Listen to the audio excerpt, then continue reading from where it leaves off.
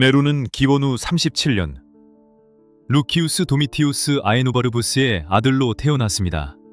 그는 태어날 때부터 혼란 속에 놓여 있었습니다.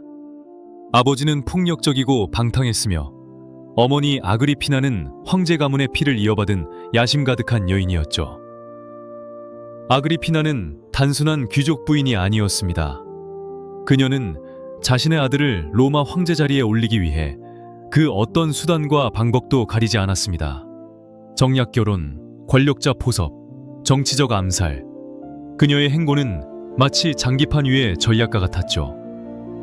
그녀는 당시 황제였던 클라우디우스와 결혼하는 데 성공하고 곧장 자신의 아들 네로를 황제의 양자로 입적시킵니다. 이미 클라우디우스에게는 브리타니쿠스라는 친아들이 있었지만 아그리피나는 모든 권력을 네로에게 몰아주도록 교묘히 조작했습니다. 시간이 지나 클라우디우스가 점점 노쇠해지자 아그리피나는 조용히 마지막 수를 던집니다. 바로 독살이었습니다. 기원 후 54년 황제 클라우디우스는 독에 의해 의문의 죽음을 맞이했고 아그리피나는 곧바로 아들 네로를 새로운 황제로 선언합니다.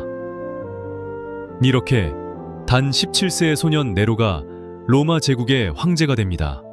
그러나 이 자리는 그저 시작에 불과했습니다. 그의 머리 위에는 왕관이 있었지만 그를 조종하는 손은 어머니 아그리피나의 것이었습니다. 네로가 황제에 오른 뒤에도 진짜 권력은 그의 어머니 아그리피나의 손에 있었습니다. 사람들은 이렇게 말했습니다. 네로는 황제이지만 명령은 어머니가 내린다. 아그리피나는 황제처럼 행동했습니다. 그녀는 조정에 직접 개입했고 네로의 명령을 무시하며 정치적 결정을 내렸습니다. 심지어 원로원 앞에 나타나 자신의 혈통을 강조하며 권력을 주장하기까지 했습니다. 아들을 앞세운 여제였던 셈이죠. 젊은 네로에게 그 존재는 점점 무거운 족쇄가 되어갔습니다.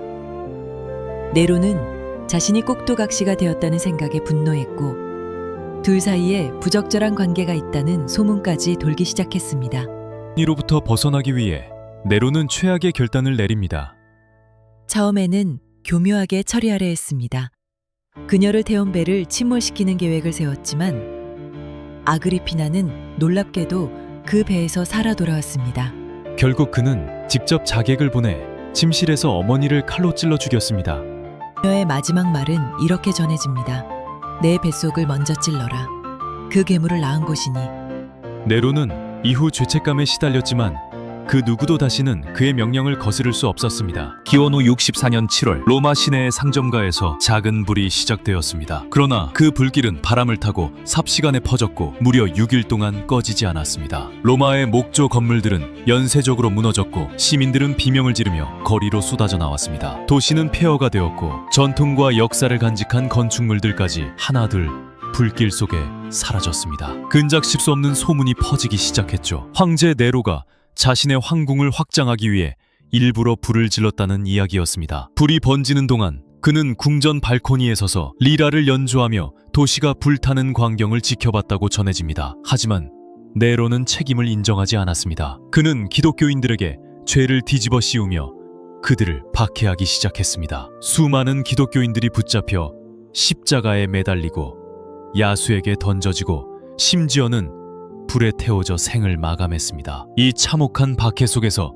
초대 교회의 순교자들이 탄생했습니다. 네로는 자신이 저지른 불길을 무고한 이들의 피로 덮으려 했던 것입니다. 네로의 사랑은 집착과 폭력, 왜곡된 욕망으로 가득했습니다. 그의 두 번째 아내 포페아삽이나 허리켄스 당대의 미인으로 네로가 광적으로 사랑했던 여인이었습니다. 하지만 그 사랑은 점점 집착으로 바뀌었고 임신주이던 포페아는 네로의 분노를 사게 됩니다. 그는 그녀를 발로 차서 죽였고 뱃속의 아이마저 함께 잃었습니다. 죽은 아내를 잊지 못한 네로는 그녀를 닮은 한 소년 스포루스를 선택합니다. 네로는 그 소년을 거세한 뒤 그녀의 옷을 입히고 로마 귀족들을 모아 정식 결혼식을 올렸습니다. 당시 한 로마 귀족은 이렇게 말했습니다. 차라리 저런 아내는 네로의 아버지에게나 어울릴 것이다. 이것은 사랑이 아니었습니다. 자신이 파괴한 사랑을 되살리려는 광기의 연극이었습니다. 네로는 죽은 여인을 잊지 못한 채 그림자를 쫓듯 고통 속에서 살아가고 있었던 것입니다. 폭정과 사치에 대한 시민들의 분노는 결국 로마 전역에 반란의 불씨를 일으켰습니다. 로마 원로원은 더 이상 네로를 지지하지 않았고 군대마저 등을 돌렸습니다. 네로는 황제임에도 불구하고 더 이상 자신을 지키는 병사조차 남지 않았습니다. 그는 도망자가 되었고 친구들마저 그를 떠나기 시작했죠. 어느덧 그는 로마의 황제가 아닌 버려진 광대처럼 방황하고 있었습니다. 그는 마지막 순간 이렇게 말했다고 전해집니다. 나는 예술가로서 죽고 싶다. 기원 후 68년, 네로는 마침내 한 외딴 농가에서 스스로 목숨을 끊습니다. 그가 죽던 날 로마에서는 한 시대가 끝났습니다. 그의 마지막 말은 이렇게 전해집니다. 어떤 예술가가 이 세상에서 죽는구나. 네로는 단순한 미치광이 황제였을까요? 그는 독재자이자 살인자였고 예술가였으며 한편으론 외로운 아들이었습니다. 로마의 역사서들은 그를 잔혹하고 타락한 군주로 기록합니다. 하지만 그가 남긴 이야기는 단순한 광기의 전설이 아닙니다. 그것은 권력과 고립, 광기와 인간의 취약함이 어떻게 한 사람을 무너뜨리는지를 보여주는 비극의 연대기입니다. 그는 세상을 다 가졌지만 결국 아무것도 갖지 못한 채 떠났습니다. 뉘의 마지막 속삭임처럼 이런 예술가가 죽다니. 그는 예술을 사랑했지만 자신의 인생을 파괴하는 가장 끔찍한 작품을 남겼습니다. 그리고 그 이름은 2000년이 지난 지금도 여전히 가장 악명 높은 황제로 남아 있습니다. 네로의 이야기는 우리에게 묻습니다. 진정한 광기는 어디서 시작되는가?